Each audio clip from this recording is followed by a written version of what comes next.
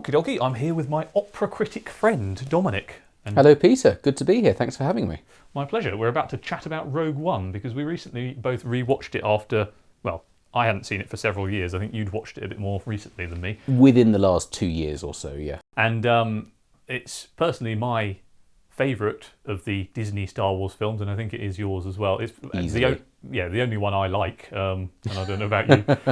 But Yeah, I think it's the only one that could be deemed very, very high quality, or of very high artistic quality. yeah, so we're just going to have a brief little chat about it and debrief and sort of give our thoughts on it. I've got a few questions that we can each answer here about it, and that will take us through to the end of this little video. So, okay, firstly, how did the film hit you upon a rewatch after so long? I don't know how long it had been since you'd seen it, but it had been ages for me. So, I think it just reminded me how different this film was to the rest that have been produced since Disney took over LucasArts. It's incredibly capable storytelling. I think we both felt, you may disagree, that the acting in some cases was not as fine as we might have remembered, but as a self-contained story, as part of a wider world, I think it remains as effective as when I first saw it. yeah, I think, I mean, this will sort of come to my criticisms later, but yes, you're right about the acting comment. I mean, you liked it a bit more than me. I think upon a rewatch, I did notice that the acting was not particularly high quality in my opinion, but I still like the film very much overall. And yeah, as far as it hit me upon a rewatch, I was quite tired when we watched it, so I don't think I was really in the right mindset to enjoy it, unfortunately. But I still it still felt very much like more of a sort of auteur's film than any of the other, than three of the other Disney films.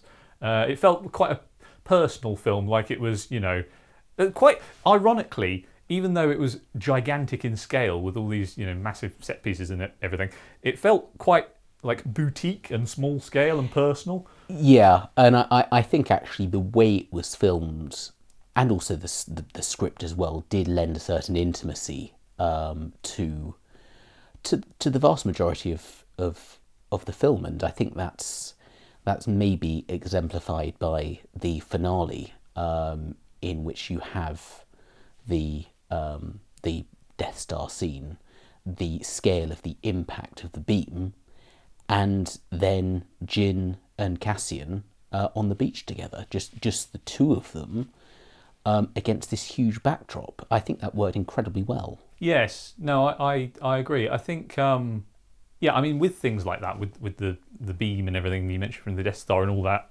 those images you just brought up, I think those are one of the particularly unique things about the film, is that it looks, even though it's a Star Wars film, it has its own unique look to it. It looks so distinct from not only the prior 6 Star Wars films, but also all the other Disney Star Wars films. It looks like its own thing, and so you can just watch it as a standalone, really, without necessarily having to be a fan of the rest of the Star Wars saga, I don't think.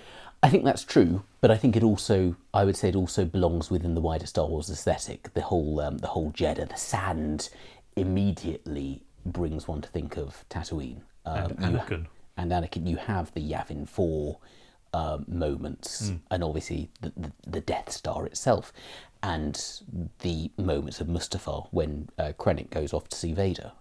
So it's very much, I agree with you, but I think the aesthetic forms part of the wider Star Wars picture. In fact, it probably does the wider Star Wars picture better than the post Lucas Sale films do. Yes, that's probably true. Yes, I mean, I think it's, I mean, it might be, it's not my favourite of the Star Wars films in general. It might be the best looking of all the Star Wars films. I think you're right. Yeah. I think you're right, because more time and energy, and this goes back to your point about the auteurs thing. I think there's more love. Yeah, very much so. It feels less commercial. It feels more like a director, and indeed an entire team, that actually cares about the subject and the universe in which they are involved. I completely agree with that. And if you watch interviews with Gareth Edwards where he talks about the film, you can tell that is the case. He's an enormous Star Wars fan himself, and he understands the motive George Lucas had to make each film original in its own right, and so he felt the imperative to do that with his own film, and that contrasts with the mindset applied to launch what was episode 7 called? The Force Awakens. Yes, which was completely derivative and just a sort of rehash of yes, what had come. Yes. So I think that really is what makes the film so unique, and it would be interesting to know how much of his film survived the whole process, because partway through he was actually removed as the director and someone else was brought on to finish up the film. I mean they'd shot everything, and I think Lucasfilm was kind of concerned about how it was going, I think, in post-production, and ordered reshoots and some. I can't remember who the other director was, but someone else finished it up. But in spite of that, it still very much feels like a Gareth Edwards film. It feels like it's very much got his personality in it, particularly if you watch any of his other films, where even the way it's shot and just the general kind of design language and everything is quite similar to his other work. Very similar to The Creator, actually, the robot film he made. Oh, after. yes. So I guess we've kind of touched on this, but I've sort of given my thoughts, but what do you think is particularly unique about the film? Perhaps you could narrow it down to something, God,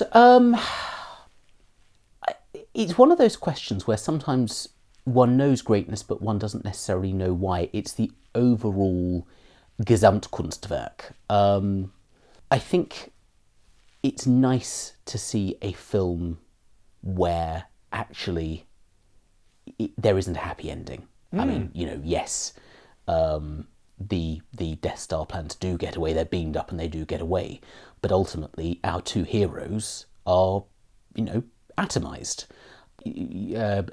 Jin's father, Galen, dies. There isn't really a happy reunion. There are no happy endings in that film, and I think that approach toward realism is something that's sorely lacking in the others.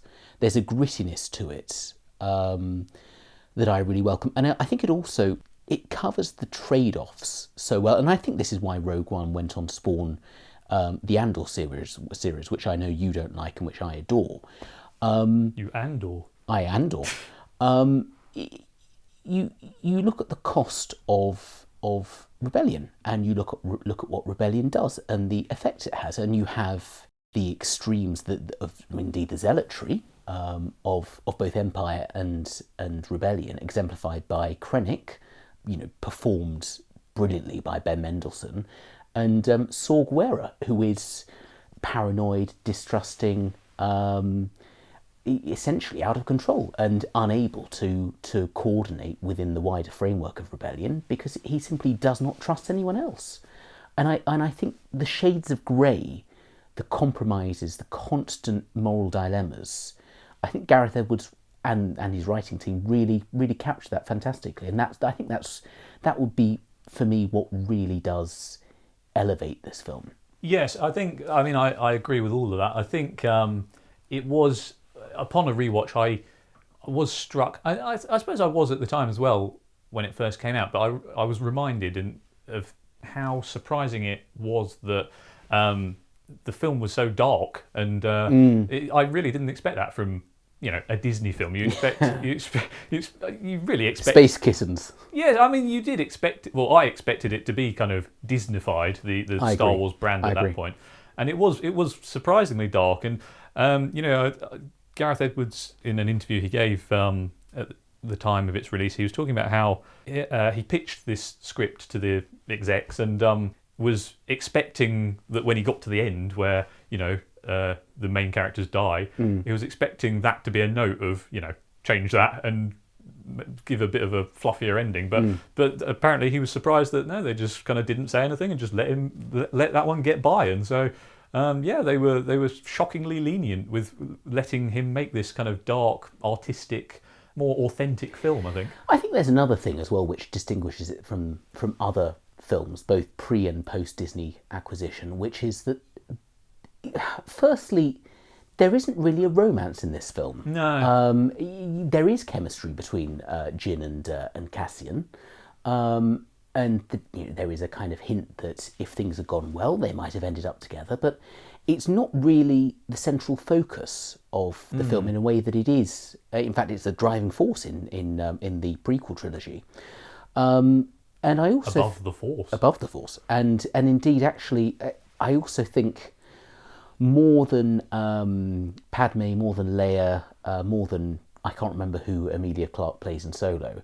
I think Jyn Erso plays a convincing female lead without it feeling like a girl boss caricature. Yeah, I like the character of Jyn Erso. I think, as far as the romance thing goes, I think it worked quite well that there wasn't a romance, because the story just wasn't about that. It was more about... and they didn't try to make it about it. It was a military kind of operation, basically. But I don't know if that's necessarily...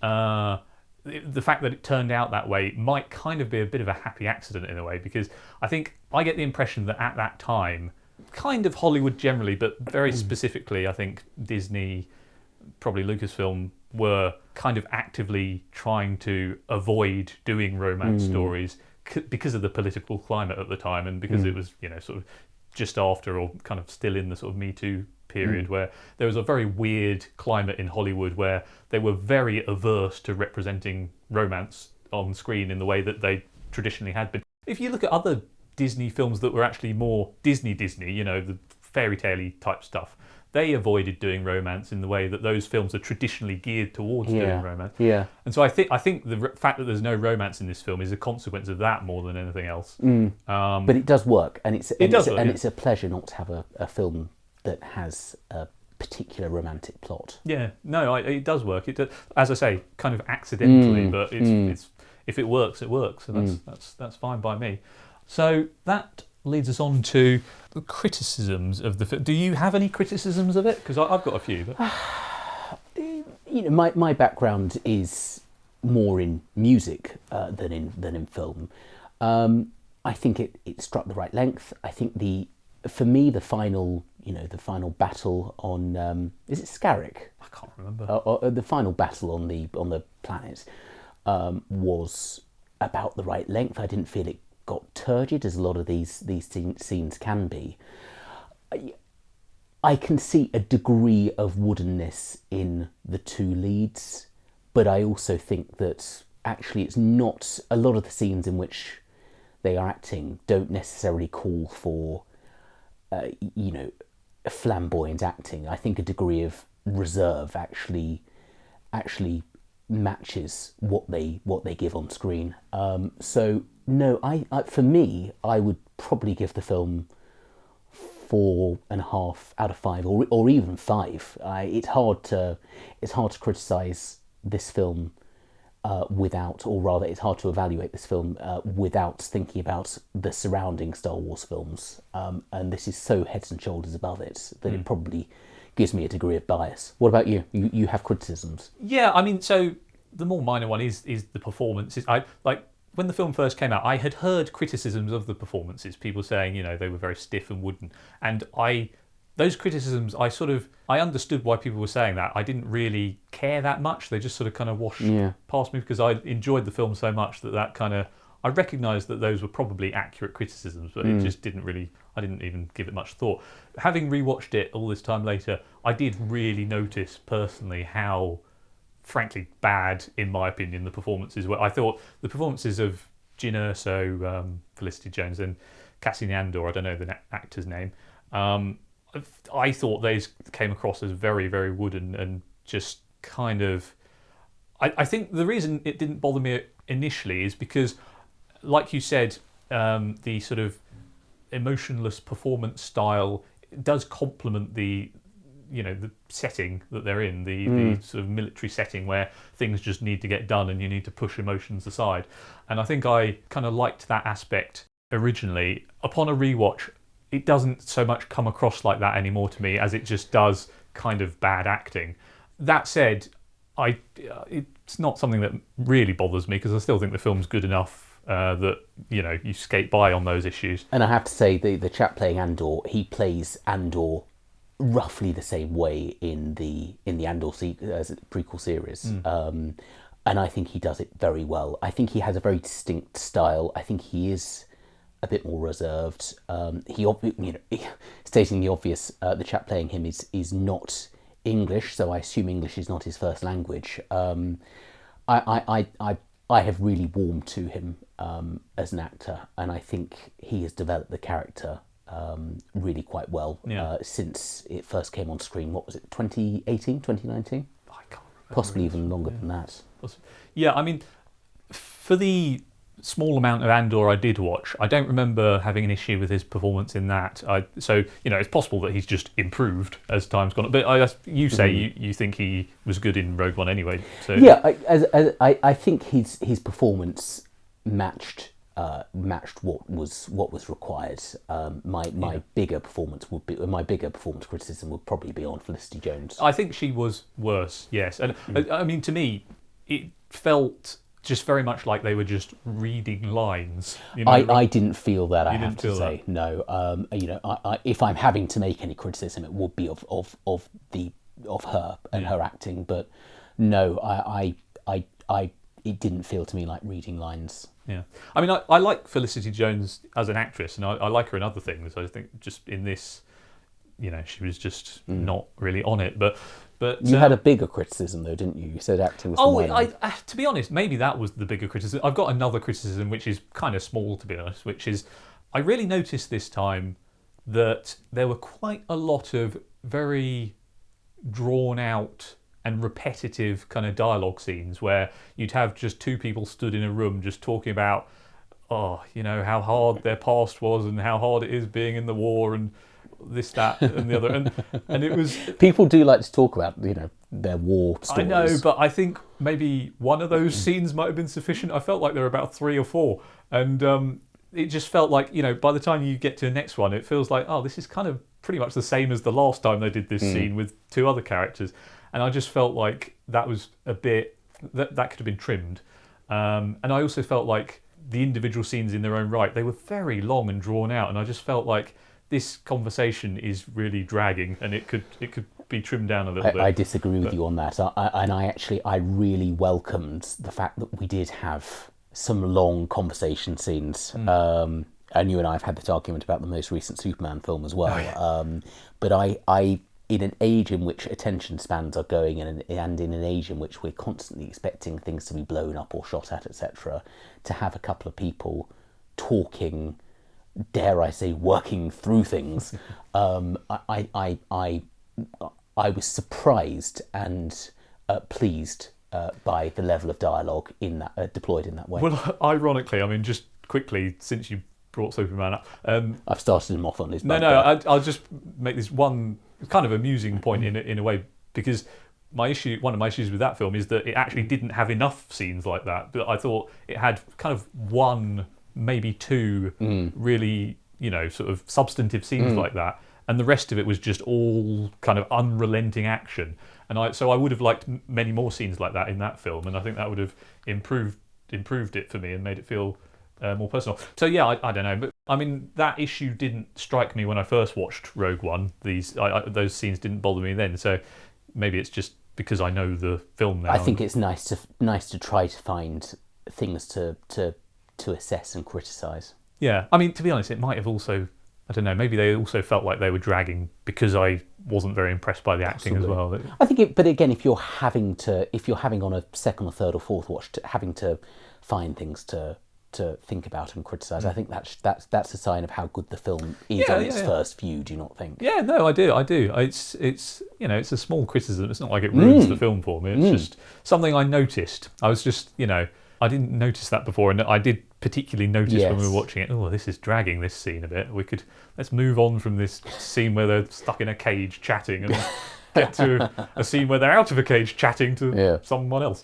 But I don't think I've got any other criticisms particularly. I think that's about it, really. What's your favourite thing about the film?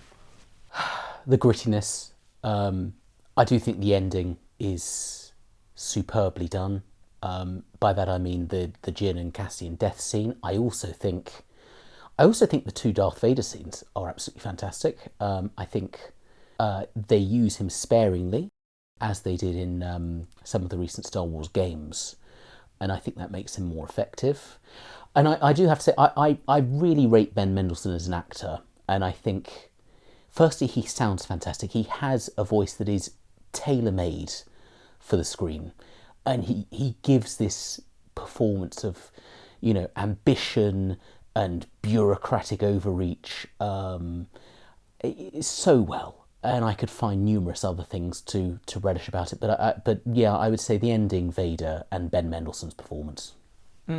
Yes, it's hard. Now I've asked the question, it makes me realise that it's hard to narrow down just one thing. Which is a great thing to say about a film. Yes, I mean, I love just the general vibe and the sort of handcrafted, small-scale, personal feel of the film. It feels like a filmmaker's film, even though technically it's kind of, a bit of a sort of corporate piece because there was a lot of messing around with it. But it still feels like a personal film, regardless. And yeah, I love the look of it. I was very struck by the subversive end. I mean, it's a subversive ending because you don't expect yes, that kind and of... that's nice. It's nice for, in many respects, a jaded audience to have its expectations subverted, challenged. I would have totally expected, especially given what The Force Awakens was like, I would have completely expected this just to have been a kind of safe, paint-by-numbers, fluffy Star Wars film with a kind of predictable ending where they win and just go off into space and hide. Yeah. But no, it felt like a properly told story that had its own, ending. Question. I mean, do you think there is a deliberate? And maybe I'm going down on the wrong track here, but the fact that they're having this fight on a beach, it did give me European World War vibes, fighting the fight on the Normandy beaches, etc. Gave me Vietnam War vibes. Interesting, with the jungle, etc. Yeah. Right. But yeah, I mean, when you're seeing a war take place, it's going to be reminiscent of wars that have taken place in history, isn't it? So it's natural to apply any of those historical examples to. Yeah, I mean, I think other than those things. And the ending in the cinema really did hit hard because it was surprising, and I was like, "Whoa!" It is cinematic. It is very cinematic. You can properly apply that adjective to that ending. Epic and heroic and noble, and they've achieved this mission knowing that they were quite possibly going to die at the end of it, and they are going to die, and they just sort of heroically accept it and just get wiped from existence by that blast. But no, the other thing which I really love is the Vader, horror monster scene at the end where he's tearing through all the rebels. Yes. And not only is that just conceptually cool and interesting, the way they execute it is so effective. I mean, the way he's framed like a horror monster in this darkly lit hallway, and he lights himself up with the satanic red blade, and he's all in black, and it's the black-red contrast that looks so striking with the white walls of the ship. The fact that, he's fighting a whole horde of men who are shooting at him, and their blast is totally ineffective. He slices them apart like nothing. And what's particularly good about the way that scene's executed, I think, is the sound design of it, where they have these... the individual sounds of what was going on here were allowed to sort of pop. So like the lightsaber kind of, tears through the screen, and you get these guttural screams of the men who are being slaughtered, and that's distinct from any of the other Star Wars. It's a very visceral experience. It's very visceral, and just the way the lightsaber slices about and stuff. They really punch you with the sound, and the urgency. It gives the urgency, which is then encapsulated in the voice of the soldier who's desperately trying to get the data thing through the door. Yes, that was the last thing I was going to bring up on that. The way he just screams launch when he's handing it off, and he just screams launch, and you really get this guttural sound from him that feels very human and real and emotional rather than sort of sanitized in any way. Yes. It feels like a real battle situation because of that sort of guttural vibe from the voices. And actually, it's rather fun to have a mini battle straight after a major battle. It is, because just when you expect everything's going to settle down now and we're going to have a sort of falling action moment, a denouement, there's more. Yes. And you thought this is the time to sort of emotionally settle down, and then, oh no, Darth Vader's here. And he's gonna tear through a bunch of rebels. So yeah, that was great. I mean, I kind of haven't really answered the question because I've listed loads of stuff that's my favourite thing about No, the film. but as you say, when there are so many things from which to choose from, it's a great credit to a film. Yeah. So the final question is, how would you rank the film compared to all other Star Wars films?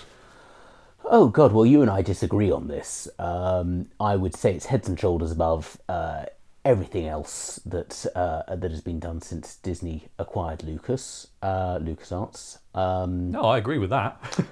I think for me it would be top three, along with Empire Strikes Back and probably Phantom Menace. Now you disagree with I think my inclusion of Phantom Menace, but as I say, for the 11 films I think that have been produced, I would say easily top three. I couldn't say which position it would be in, but Yeah. top three. What about you? I mean, it's quite difficult because, like I sort of alluded to earlier, I think in terms of the sort of technical filmmaking quality of it, in many ways, I think it is better than maybe all the Lucas films, quite possibly. I mean, we're living in a more technologically advanced age, so like it would be. But I certainly think it's better than all the other Disney Star Wars films by a long way. Yes. Yeah. There's no competition whatsoever. Even better than Solo. Even better than Solo, yes, Oh, dear. which we also rewatched not too long ago. Yes, another one for another time. Yes, it was very Not boring. one to rewatch again, I No, think. no, that was quite a boring film, wasn't it? So it's certainly better than all of those. I think even though it looks better and it's got, it's better technically executed than all the prequels. And it's actually, I was going to say it's got better. I don't actually think it's got better acting than the prequels. I think it's got comparably bad acting. But I prefer the story of the prequels. I just think it's a more interesting, epic, eternal story. More mythic, more grand, there's just so much more there. Yeah, and that's not what Gareth Edwards is going for. No, Is it? This is not really the Force or the Forces mentioned. This is very much a human story. Yes. It's a story about power and the damage of excessive power. It's a story of struggle for freedom. Yeah.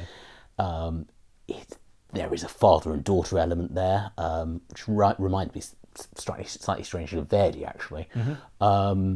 It is human and intimate rather than grand and epic. In some respects, you can't really make a comparison between these and the numbered films. The only fair comparison to make is between this and Solo, and I think we both agree that Solo should never have been released, probably, and we need more films like Rogue One.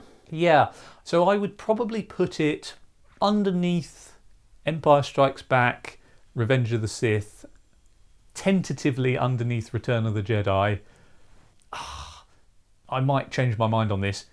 Probably underneath Attack of the Clones, I think. Oh, no. Even though obviously it's better in loads of ways. Listeners, make sure that you comment on this horrendous judgment. I might change my mind on that, but I think for now I would goodness. put it underneath that. So what does that make it? My fifth favourite, I suppose, out of all the Star Wars films. Can we just mention that Mads Mikkelsen is not playing a villain in this film, which makes a nice change as well. No, he's not, is he? No, he is a very villainous-looking man, which I was going to say that's unfortunate for him, but it's actually kind of good. He's worked it quite well. He's worked it quite well. Okay, well, so that's that. Any closing thoughts before we say goodbye? Should Disney get Gareth Edwards back to do more Star Wars films? Is that the way that they save future Star Wars films? That was a nice way to wrap up. Thanks for doing this. Thank you for having me. Great pleasure to be on your channel. No, it's a pleasure. Everyone make sure that you subscribe. Oh, thank you. You've saved me having to say that.